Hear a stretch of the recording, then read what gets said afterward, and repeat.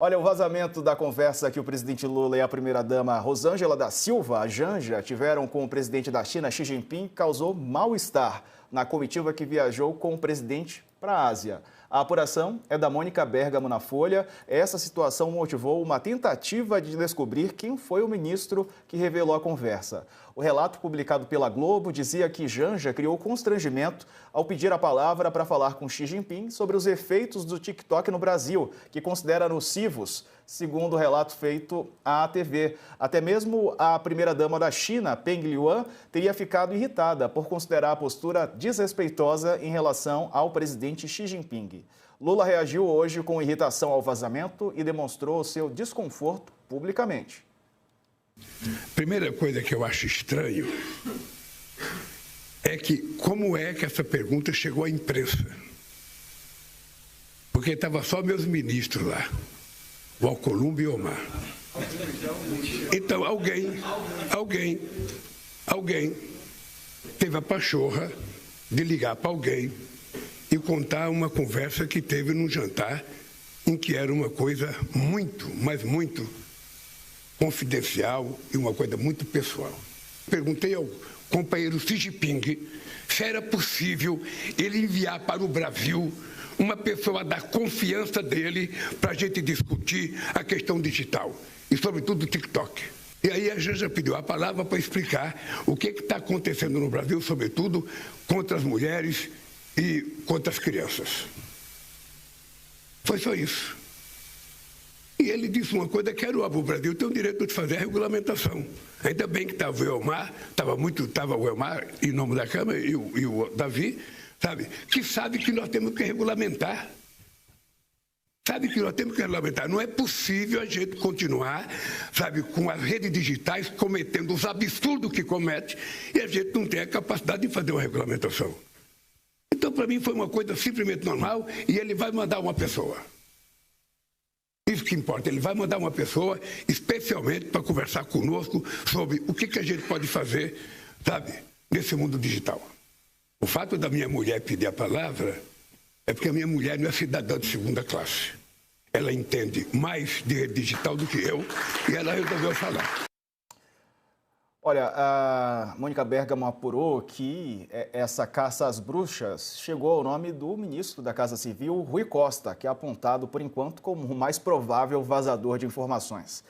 Ô Sakamoto, e essa busca por quem vazou a informação, né? Aliás, no jornalismo tem a informação em off, né? Caçar agora quem vazou, não sei. E aí? Então, é que são duas coisas diferentes, independentes, que precisam ser tratadas no meio disso, inclusive, em parte, é da atividade jornalística. Está completamente correto o jornalista, a jornalista, ao buscar informação, ao tentar conseguir informações que, inclusive, vazam informações relevantes de interesse público, de governo de direita, de esquerda, de centro, não importa. Ou seja, a atividade jornalística, inclusive, está protegida com relação a isso. A gente tem o direito ao anonimato à fonte. A gente não precisa entregar a fonte de informação, até porque aí poderíamos colocar em risco a vida dela.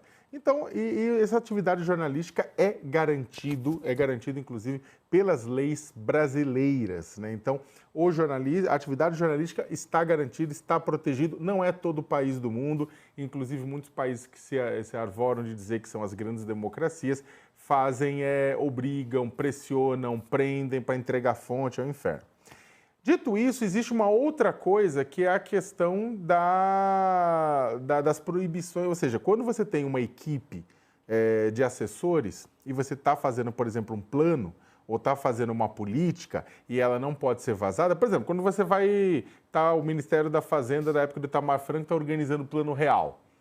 Então, imagina se o Plano Real fosse vazado antes do tempo em pedaços, poderia colocar em risco o próprio Plano Real. As pessoas iam correr para vender dólar, para comprar isso, para comprar aquilo outro, e ia acabar fazendo água. Então, o sigilo para o processo da articulação política, da diplomacia, inclusive, faz sentido, e aí depois as histórias podem ser divulgadas, mas em determinados momentos não.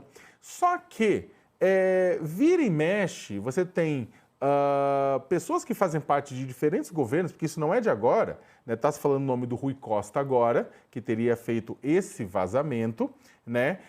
Mas o governo Lula tá cheio de gente de boca mole, que vaza à torta e direito informação, mesmo informação sigilosa, no meio de negociação.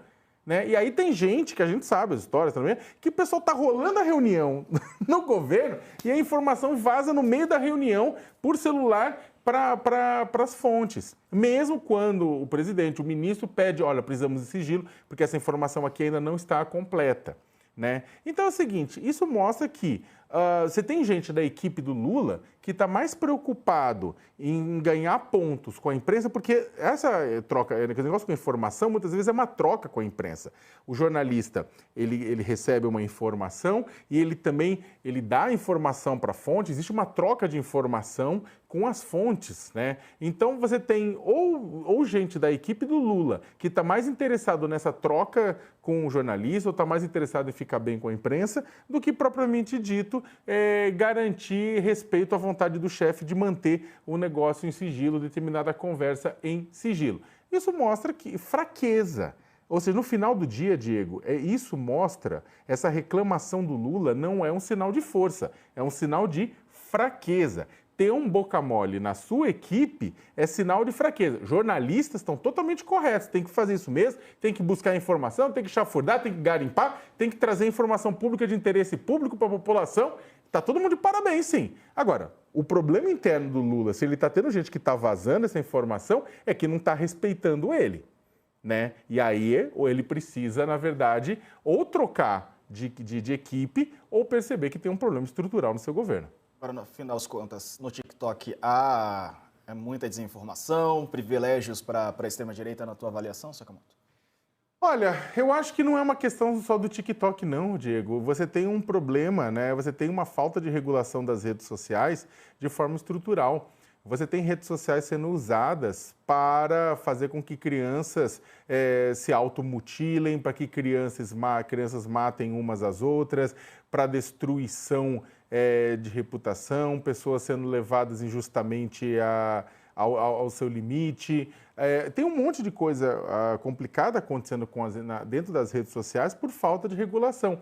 Democracias mais estáveis estão caminhando para a regulação na Europa, na Austrália, no Canadá, entre outros, né? Essa história de que a liberdade absoluta, de expressão absoluta, ela é condição para uma democracia, é a maior mentira do mundo, e quem fala isso é um analfabeto jurídico de marca maior. Não existe direitos absolutos. Nem a vida é absoluta, caso contrário, você não teria a legítima defesa. Se um assaltante viesse te assaltar e na briga você acabasse matando ele, você seria preso e não poderia alegar a legítima defesa.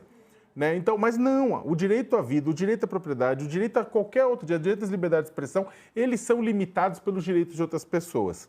Né? Então, o que acontece, não existem direitos absolutos, nem a liberdade de expressão, nem a vida, nenhum. Né? Então, quando você trata isso como direito absoluto, eu posso falar o que eu quiser na rede social, você está criando problemas para os outros. Quando as redes sociais elas misturam a liberdade de empresa com a liberdade de imprensa, com liberdade de expressão, também é uma falácia. A empresa quer isso porque ela ganha dinheiro por uma série de razões dessa forma. Ela precisa, sim, adotar critérios, ela precisa ser regulada por lei, aprovada no Congresso Nacional, coisa que o Congresso não faz, por pressão de bancada religiosa, por pressão da extrema-direita, mas precisa ter essa regulação para quê? Para ter critérios mínimos. E aí não é discutir que conteúdo pode ou não pode entrar. As redes sociais agirem de uma forma autônoma, por exemplo, para pegar grupos como a gente vê, esses grupos de ódio e de violência nas redes sociais, sem que precise, para isso, alguém chegar e fazer uma denúncia, porque quando chegar a denúncia pode ser tarde demais. As redes sociais sabem onde isso está. O TikTok sabe, o X sabe, o Facebook, o Instagram, todo mundo sabe, mas não quer agir. Por quê? Porque custa caro.